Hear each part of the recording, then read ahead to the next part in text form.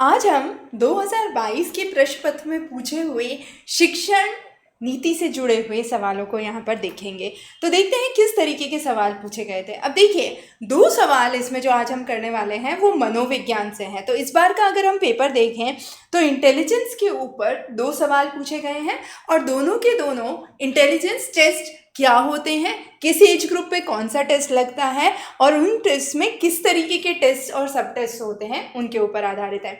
तो एक है Kauffman assessment battery for children. इसमें 16 सब टेस्ट होते हैं जिसमें से 10 टेस्ट मेंटल प्रोसेसिंग के होते हैं, 6 टेस्ट अचीवमेंट के होते हैं और इसमें से लगभग 3 टेस्ट ऐसे होते हैं जो सारे ही एज ग्रुप के लोग दे सकते हैं। तो एक चिल्ड्रन पे कितने टेस्ट लग सकते हैं? टोटल 16 टेस्ट हो सकते हैं। तो 16 आपका पहला उत्तर यहीं पे आपको सही दिख जाएगा कि 16 ऑप्शन एक ही है। और क्यों कितना हुआ? 13, क्योंकि 3 जो है वो सभी एज ग्रुप पे लग सकते हैं। तो 16 - 3 13। तो आपका यहाँ पर आंसर हो जाता है 3। दूसरा क्वेश्चन इसी तरीके का है।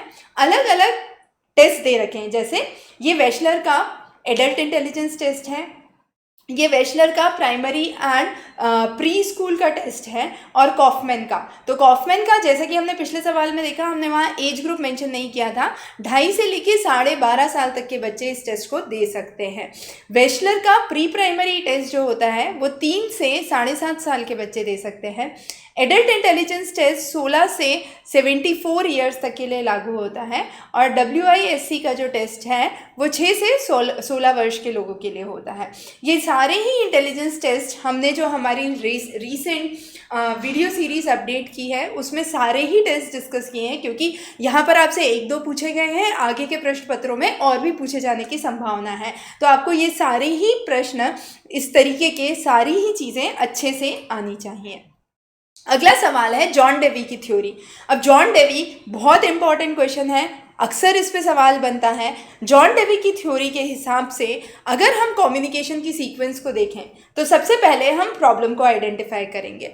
अब जैसे ही हमने प्रॉब्लम को आइडेंटिफाई किया, हम ये सोचेंगे कि प्रॉब्लम का बेसिस क्या है। तो हम क्या आइडेंटिफाई कर रहे हैं? हम क्राइटेरिया आइडेंटिफाई कर रहे हैं।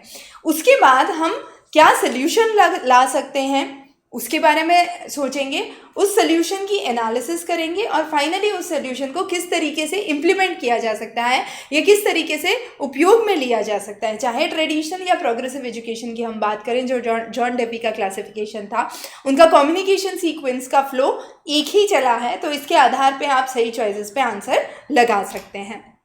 अगला क्वेश्चन ब्लूम्स टेक्सोनॉमी पर।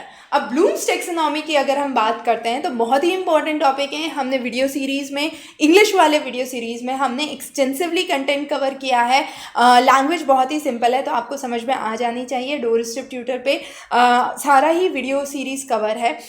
क्योंकि आप देखिए जिस तरीके की डेप्थ इस बार से नेट पेपर 1 में पूछी जा रही है वो ज़्यादा डिटेल्ड है, तो आपको एक एक टॉपिक बहुत गहनता से पता होना चाहिए। तो जब ब्लूम्स टेक्सोनॉमी की बात करते हैं तो इसमें सबसे पहले कंपोनेंट जो हम लेते हैं वो है नॉलेज।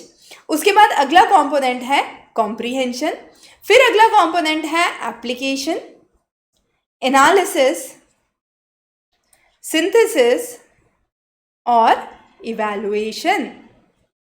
ये आपके कंपोनेंट्स हो गए।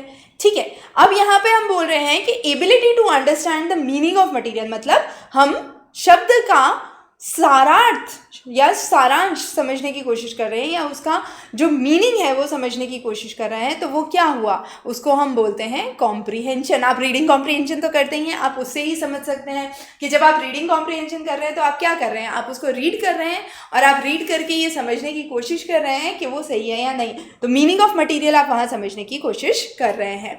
आखिरी सवाल जो हम टीचिंग या शैक्षणिक एप्टीट्यूड में से करेंगे वह ये है कि जब इंटरव्यू होता है तो इंटरव्यू में किस तरीके की एरर्स हो सकती हैं। अब ये बहुत ही इंटरेस्टिंग सवाल है। देखिए, आप इंटरव्यू में कई बार ऐसा हो सकता है कि आप इंटरव्यू दे रहे हैं, मैं इंटरव्यू ले रही हूँ। जब मैं इंटरव्यू ले रही हूँ तो मैंने आपके आंसर सही से एक्यूरेटली रिकॉर्ड नहीं किए।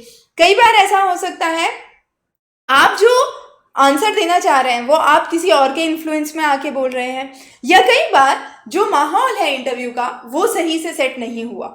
ये कुछ ऐसे फैक्टर्स हैं जो 100% इंटरव्यू में या साक्षरता में जो आपके साक्षात्कार है उसमें एरर उत्पन्न कर सकता है। तो failure to record answer correctly, आप दूसरों से इन्फ्लुएंस हो रहे हैं अपने रिस्पॉन्स में, और आप अच्छा एक एनवायरनमेंट इस्टेब्लिश नहीं कर पा रहे हैं इंटरव्यू का। ये तीनों ही रीजंस आपके यहाँ पर सत्य बैठते हैं। तो इस तरीके के सवाल आपके शैक्षणिक एप्टीट्यूड में पूछे गए हैं। जैसा कि हमने कहा, पेपर 1 अब उतना सरल नहीं रहा जितना पहले होता था। डेप्थ, कंटेंट ज़्यादा डिटेल्ड हो गया है, तो आपको अच्छे से समझ के इस टॉपिक को पढ़ना है और फिर ही इनके क्वेश्चंस आंसर करने हैं।